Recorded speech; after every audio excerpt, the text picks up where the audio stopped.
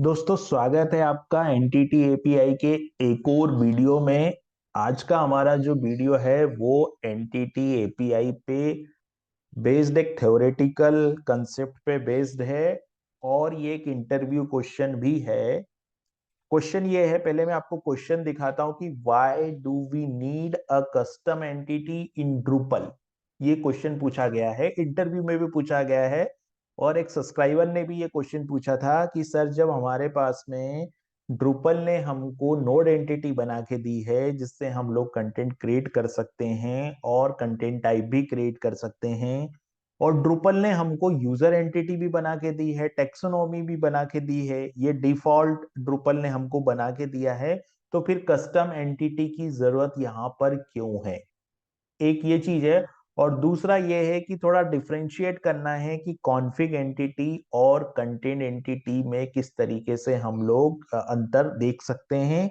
ये दो चीजें यहाँ पर है, आज की जो वीडियो का मुद्दा हम बोल सकते हैं वो ये दो है। ठीक है, तो देखिए, कंटेंट एंटिटी और कॉन्फ़िग एंटिटी को पहले मैं एक शब्दों में इसकी डेफिनेशन क्लियर कर दूं। कंटेंट एंटिटी होती कंटेंट को स्टोर करने के लिए, है ना, और कॉन्फ़िग एंटिटी होती कॉन्फ़िगरेशन को स्टोर करने के लिए। कॉन्फ़िग एंटिटी के साथ यहां पर एडवांटेज ये है कि हम लोग उसको इंपोर्ट एक्सपोर्ट कर सकते हैं। मान लीजिए आप कोई प्रोजेक्ट बना रहे हैं और वही प्रोजेक्ट आपने अपने लोकल इन्वायरमेंट पे कॉन्फ़िग कर रखा है, और वही आपके पास में प्रोडक्शन एक इन्वायरमेंट है, देव एक इन्वायरमेंट है। तो आप क्या करोगे, अपने लोकल पे पूरा काम करोगे।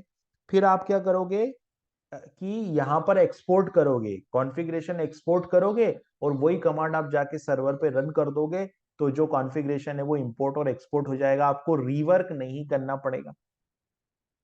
तो ये एक एडवांटेज है हमारे साथ, किसके साथ? कॉन्फ़िग एंटिटी के साथ। और पहले मैं बात करता हूं कॉन्फ़िग एंटिटी की। जो क्वेश्चन ये है कि कॉन्फ़िग एंटिटी की भी क्या जरूरत है, तो जब आप कस्टम मॉड्यूल बनाते हो तो बहुत सा रिक्वायरमेंट ऐसी होती है जब आपको कुछ ना कुछ डेटा स्टोर करना होता है। जैसे एग्जांपल के लिए अपन बात करते हैं वर्क फ्लो मॉड्यूल की। ठीक है, अभी वर्क फ्लो एक वर्क फ्लो मतलब आपके कंटेंट का वर्क फ्लो डिसाइड करने के लिए एक ड्रूपल ने कोर मॉड्यूल दिया है वर्क फ्लो। उसमें मान लीजिए आपके पास में एक राइटर, कंटेंट राइटर का एक रोल है, कंटेंट एडिटर का रोल है और एक कंटेंट पब्लिशर का रोल है। तो कंटेंट राइटर कंटेंट को राइट करेगा और फिर वो पास कर देगा एडिटर के पास। एडिटर उसको क्या करेगा, मॉडिफाई करेगा, रिव्यू करेगा और उसको पास कर देगा पब्लिशर के पास, तो पब्लिशर कंटेंट को पब्लिश कर देगा। तो ये जो चैनल है, जो वर्क फ्लो की चैनल है कि कौन पब्लिश करेगा, कौन राइट करेगा और कौन स्टेट चेंज करेगा, तो इसका वर्क फ्लो के लिए ड्रूपल ने हमको एक मॉड्यूल दिया वर्क फ्लो। अब आप यहाँ पर देख रहे हैं एड वर्क फ्लो का ऑप्शन आ रहा है। बेसिकली ये एक एंटिटी बनी हुई है, यहाँ पर वर्क फ्लो की एक एंटिटी बनी है, और इस एंटिटी को मैं यहाँ पर कर रहा हूँ। तो देखिए, यहाँ पर अलग अलग स्टेट बनी है, ये सारी कुछ स्टेट है। और अगर मैं अब यहाँ पे कॉन्फ़िगरेशन सिंक्रोनाइज वाला जो ऑप्शन है इसको देखूंगा, तो मेरे को इससे रिलेटेड कुछ ना कुछ इंपोर्ट एक्सपोर्ट का डिफरेंस यहाँ पर दिखाई देगा। तो ये कस्टम मॉड्यूल था। अब इस कस्टम मॉड्यूल में आपने कॉन्फ़िगरेशन, वर्क फ्लो की कॉन्फ़िगरेशन को स्टोर करने के लिए एंटिटी यहां पर आपने बनाई। तो ये एक एग्जांपल हमने देखा जो कि कॉन्फ़िग एंटिटी का था। तो आप भी अगर कोई मॉड्यूल बनाएंगे तो उस मॉड्यूल में बहुत सारी जगह आपको जरूरत पड़ेगी। मान लीजिए आप कोई एंड पॉइंट एपीआई बना रहे हैं, तो आपको एंड पॉइंट क्रेडेंशियल, आपको जो है थर्ड पार्टी की क्रेडेंशियल आपको स्टोर करना है, तो वो आप कहाँ करोगे? कॉन्फ़िग एंटिटी के अंदर आप वो जो डिटेल है उसको स्टोर करोगे। तो यहाँ पर हमको कॉन्फ़िग की जरूरत पड़ेगी। अब देखिए, यहाँ पर मैंने जो वर्कफ्लो क्रिएट किया, तो यहाँ पर देखिए इंपोर्ट एक्सपोर्ट में ये दिखाने लगा यहाँ पर डिफरेंस।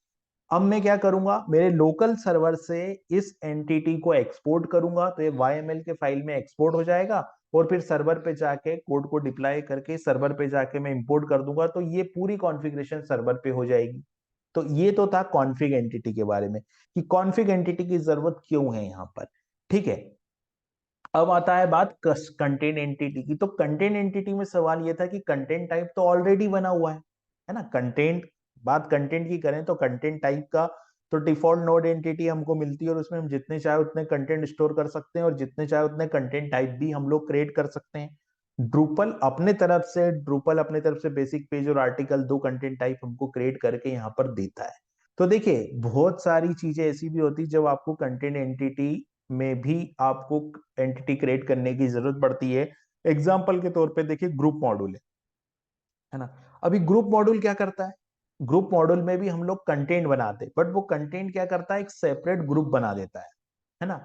और उस ग्रुप का क्या है, वो पूरा ग्रुप एक सब साइट का काम करता है, और उस ग्रुप के मेंबर अलग होते हैं, ग्रुप के परमिशन अलग होती है, ग्रुप के कंटेंट अलग होते हैं।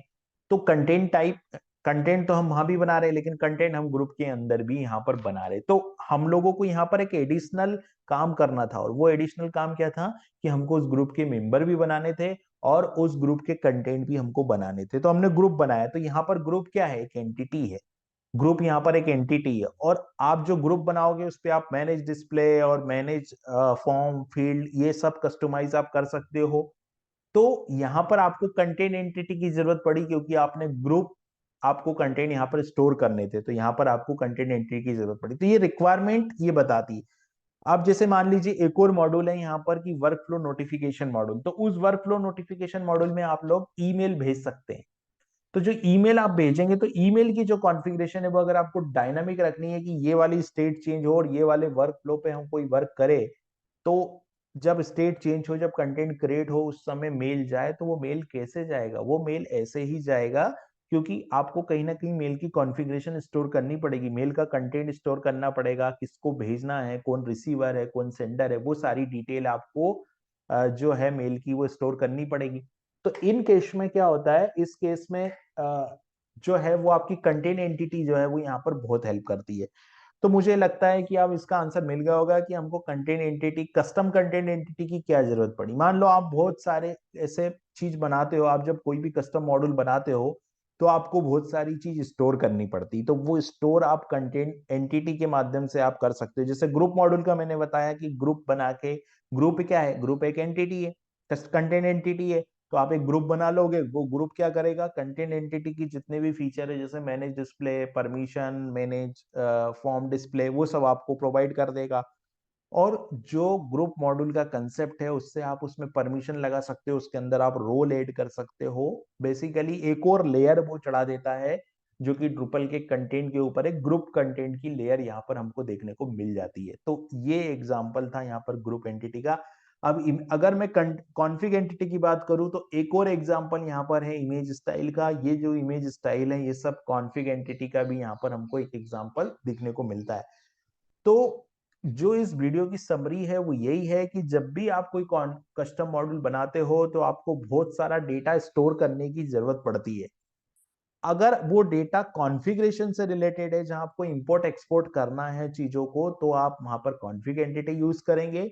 और वो डेटा ऐसा है कि आपको कंटेंट के फॉर्मेट में चाहिए, तो आप यहाँ पर कंटेंट एंटिटी का यूज यहाँ पर कर सकते हैं। तो ये था एक वीडियो जिसमें ये था कि कंटेंट एंटिटी और कॉन्फ़िग एंटिटी की क्या जरूरत पड़ी। अभी एक और कस्टम मॉड्यूल में बनाने वाला हूँ, वो भी एक एंटिटी का ही पार्ट होगा, और उस एंटिटी के पार्ट में हम लोग कुछ कस्टम एंटिटी बनाएंगे, और पूरा कस्टम एंटिटी के थ्रू हम लोग पूरा मॉड्यूल को जो है वो हैंडल करेंगे। उसमें हम लोग सर्विस भी बनाएंगे, एक कस्टम सर्विस बनाएंगे, कुछ हुक का हम लोग यूज करेंगे। सारी चीजें हम लोगों ने जितनी भी चीजें एंटिटी से रिलेटेड अभी तक देखी है, वो सब कुछ हम लोग उस कस्टम मॉड्यूल में करने वाले हैं।